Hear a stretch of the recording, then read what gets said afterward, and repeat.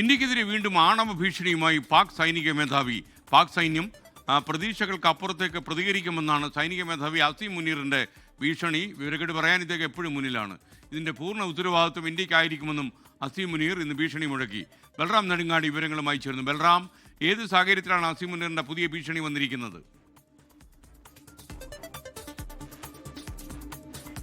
SKN ഒരു മാസത്തിനിടെ ഇത് രണ്ടാം തവണയാണ് പാക് സൈനിക മേധാവി അസീം മുനീർ ഇന്ത്യക്കെതിരെ ആണവ ഭീഷണി മുഴക്കുന്നത്. കഴിഞ്ഞ ദിവസം പാക് സൈനികരുടെ പാസിംഗ് ഔട്ട് പരേഡ് ചടങ്ങിൽ പങ്കെടുത്തുകൊണ്ടായിരുന്നു ഇത്തരത്തിൽ ഒരു ഭീഷണി അസീം മുനീർ മുഴക്കിയത്.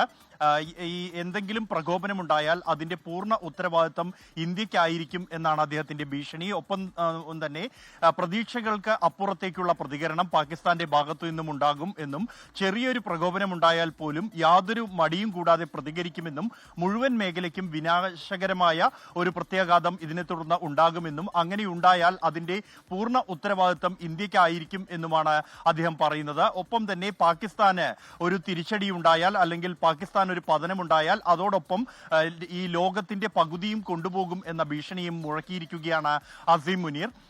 ഈ കഴിഞ്ഞ ദിവസം പ്രതിരോധ മന്ത്രി രാജ്നാഥ് സിംഗ് നേരത്തെ ഓപ്പറേഷൻ സിന്ദൂർ സമയത്ത് കണ്ടത് ട്രെയിലർ മാത്രമാണ് എന്നും, നിലവിൽ ബ്രഹ്മോസിന്റെ റേഞ്ചിലാണ് പാകിസ്ഥാന്റെ പ്രധാന നഗരങ്ങളെല്ലാം തന്നെ എന്നും ഓർമ്മിപ്പിച്ചിരുന്നു. ഇതിന് പിന്നാലെയാണ് ഇത്തരത്തിൽ ഒരു പരാമർശം പാക് സൈനിക മേധാവിയുടെ ഭാഗത്തു നിന്നും ഉണ്ടായത്. എന്തായാലും ഈ പഹൽഗാം ഭീകരാക്രമണത്തിന് ഒരാഴ്ച മുമ്പും സമാനമായ പരാമർശം അസീം മുനീറിന്റെ ഭാഗത്തു നിന്നും ഉണ്ടായിരുന്നു. ഈ ഒരു പശ്ചാത്തലത്തിൽ ഈ ഒരു പരാമർശത്തിന് പിന്നാലെ അതിർത്തിയിൽ നുഴഞ്ഞുകയറ്റം അടക്കമുള്ള സാഹചര്യങ്ങൾ പരിഗണിച്ചുകൊണ്ട് അതീവ ജാഗ്രത പുലർത്തുകയാണ് സൈന്യം. ലോകത്തെവിടെയായാലും ഏത് സമയത്തും 24 വാർത്തകളും ഓഗ്മെന്റഡ് റിയാലിറ്റി പാക്കേജുകളും എക്സ്പ്ലെയിനറുകളും വിശദമായി കാണാൻ ഞങ്ങളുടെ യൂട്യൂബ് ചാനൽ നിങ്ങൾക്ക് സബ്സ്ക്രൈബ് ചെയ്യാം.